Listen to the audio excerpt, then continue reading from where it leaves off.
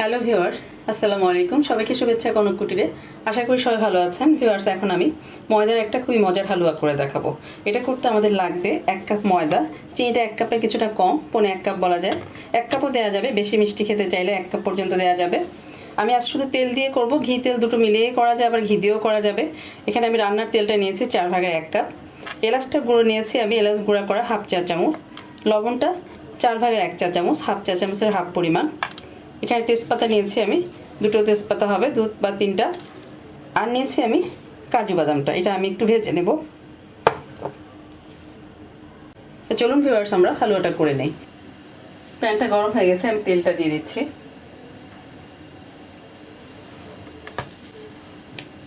তেজপাতাটাও দিয়ে দিচ্ছি আমি। বাদামটা আমি হালকা ভেজে নেব, একটু নেড়েই তুলে নেব। জালটা মিডিয়াম করে দিয়েছি।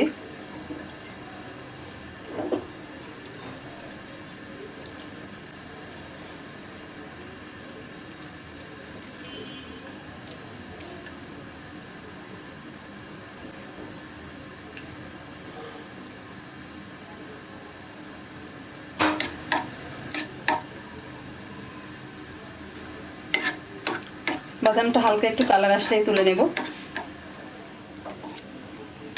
1 থেকে 1.5 মিনিট ভাজলে হয়ে যাবে। হয়ে গেছে, আমি তুলে নিচ্ছি এখনই।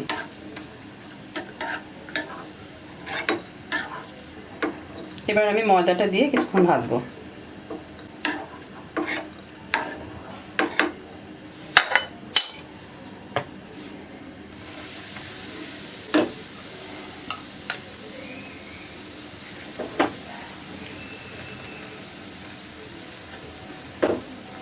জালটা মিডিয়ামে রেখে ময়দাটাকে ভেজে ব্রাউন করে নিতে হবে।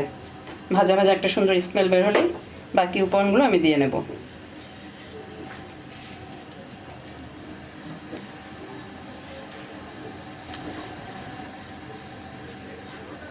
জালটা মিডিয়ামে রেখে খুব নেড়ে নেড়ে ভাজতে হবে।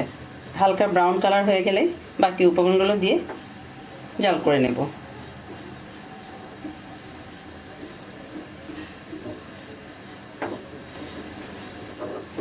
ভাজতে ভাজতে একটু ব্রাউন হয়ে গেলেই জালটা একটু কমিয়ে দিতে হবে।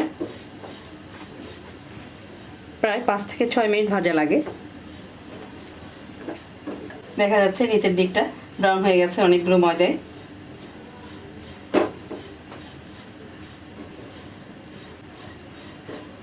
আরও 2-1 মিনিট ভাজতে হবে।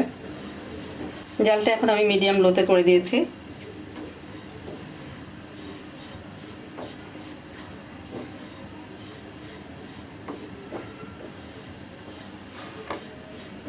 এবার হয়ে গেছে, আমি এলাচ গুঁড়াটা দিয়ে দিচ্ছি প্রথমে, লবণটাও দিয়ে দিচ্ছি। এবার দিচ্ছি প্রথমে গরম পানিটা 1 কাপ পরিমাণ। ভিউয়ার্স, পানিটা লাগবে 2 কাপ, আমি আরও 1 কাপ দিয়ে দিলাম। এবার ভালো করে মিশিয়ে নিয়ে তারপরে চিনিটা দিব। এবার আমি চিনিটা দিয়ে দিচ্ছি। জালটা একটু বাড়িয়ে দিচ্ছি। চিনি থেকে পানিটা ছাড়লে, সেই পানিটা আবার শুকালে আমি চুলাটা বন্ধ করব।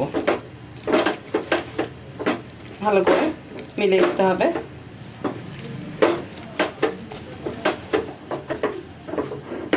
প্যানটা ছেড়ে আসলে বুঝতে হবে হয়ে গেছে।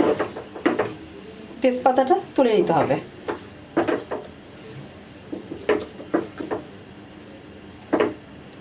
ঘিয়ের একটা স্মেল পেতে চাইলে এই সময় 1 টেবিল চামচ ঘি দেওয়া যাবে।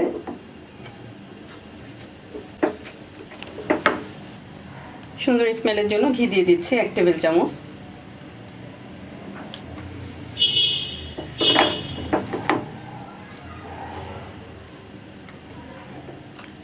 তেজপাতাটা আমি এখনই তুলে নিচ্ছি।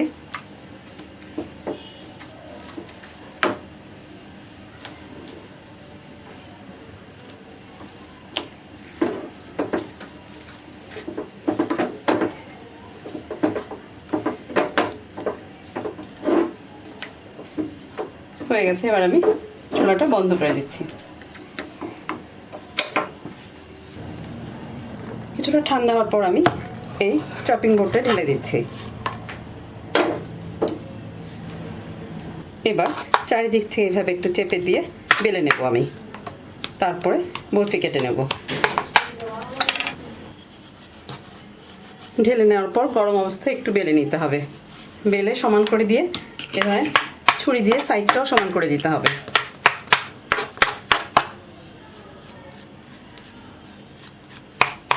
আবার একটু বেলে নিচ্ছি।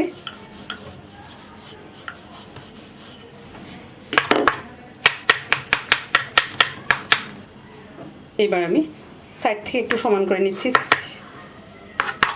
এই পাশ থেকে একটু কেটে নিচ্ছি। 3টা ভাগ করে নিচ্ছি।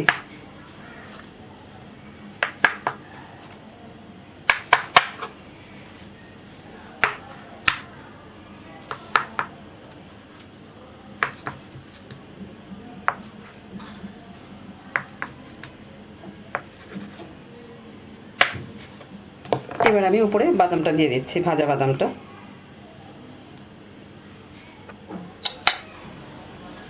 এবার আমি এই পিসগুলো তুলে নিচ্ছি।